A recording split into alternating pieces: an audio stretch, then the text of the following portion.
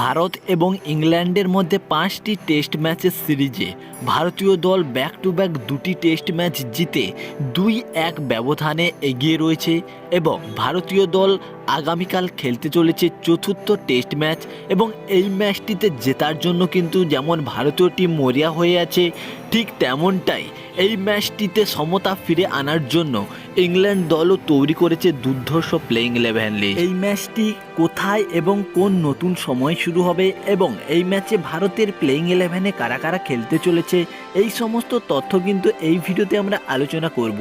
বন্ধুরা, ভিডিওটি শুরু করার আগে ক্রিকেট এবং আইপিএল সংক্রান্ত সমস্ত নিউজ সবার প্রথম পেতে চ্যানেলটিকে সাবস্ক্রাইব করুন। বন্ধুরা, ইংল্যান্ডের বিরুদ্ধে চতুর্থ টেস্ট ম্যাচটি শুরু হতে চলেছে ঝাড়খণ্ডের রাঁচি ক্রিকেট স্টেডিয়ামে এবং ভারতীয় সময় সকাল 9:30 থেকে এই ম্যাচটি শুরু হবে। এই ম্যাচটি জেতার জন্য কিন্তু ভারতীয় টিম মরিয়া হয়ে আছে, কারণ এই ম্যাচটি জিততে পারলে এই সিরিজটি ভারতীয় দলের নামে হয়ে যাবে এবং ম্যাচটি শুরু হওয়ার আগেই কিন্তু ভারতীয় টিম দুটি সুখবর পেয়েছে। প্রথম সুসংবাদটি হলো বিরাট কোহলি এবং অনুষ্কা শর্মা দুজনে দ্বিতীয় সন্তানের জন্ম দিলেন এবং তিনি পঞ্চম টেস্ট ম্যাচে কিন্তু আবার পুনরায় ক্রিকেট জগতে ফিরতে চলেছে।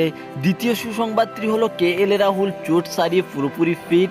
পঞ্চম টেস্টে KL রাহুলও পুনরায় আবার খেলতে চলেছে। এই চতুর্থ টেস্ট ম্যাচে ভারতের প্লেইং 11-এর কথা বলতে গেলে ওপেনিং করতে চলেছে ক্যাপ্টেন রোহিত শর্মা এবং তার সঙ্গে যশস্বী জয়সওয়াল। হ্যাঁ বন্ধুরা, ক্যাপ্টেন রোহিত শর্মা লাস্ট ম্যাচে দুর্ধর্ষ একটি সেঞ্চুরি মেরেছে। আশা করা যায় এই ম্যাচেও একটি দুর্ধর্ষ ডবল সেঞ্চুরি করবে। তার সঙ্গে যশস্বী তো back to back double century করে অনেক নতুন রেকর্ড কিন্তু ভেঙে ফেলেছে। বন্ধুরা, মিডিল পজিশনের আমরা কথা যদি বলতে থাকি, শুভম গিল, রজত পাটিদার এবং সরফরাজ খান। হ্যাঁ বন্ধুরা, শুভম গিল লাস্ট ম্যাচে কিন্তু 91 রানের একটি দুর্ধর্ষ ইনিংস খেলেছে।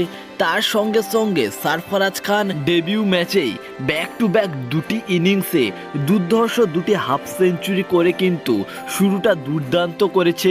বন্ধুরা, এর পরবর্তী লোয়ার অর্ডারের কথা বলতে গেলে ধ্রুব জুয়েল, রবীন্দ্র জাদেজা এবং রবিচন্দ্রন অশ্বিন।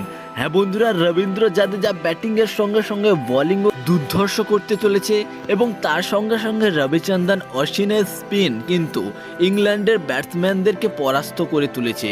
বন্ধুরা, আমরা বোলারের কথা বলতে গেলে কুলদীপ যাদব, জসপ্রীত বুমরাহ এবং মোহাম্মদ সিরাজ। হ্যাঁ বন্ধুরা, কোনো পরিবর্তন আসেনি বোলিং টিমে, কারণ মোহাম্মদ সিরাজ এবং জসপ্রীত বুমরা দুজনে কিন্তু দুর্ধর্ষভাবে বোলিং করে ইংল্যান্ড ব্যাটসম্যানদেরকে পরাস্ত করেছে। বন্ধুরা, এই প্লেইং 11 নিয়ে ভারতীয় টিম কিন্তু চতুর্থ টেস্ট ম্যাচ খেলতে চলেছে।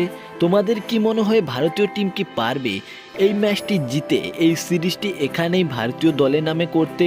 তোমরা তোমাদের মতামত অবশ্যই কমেন্ট করে জানাবে। ধন্যবাদ।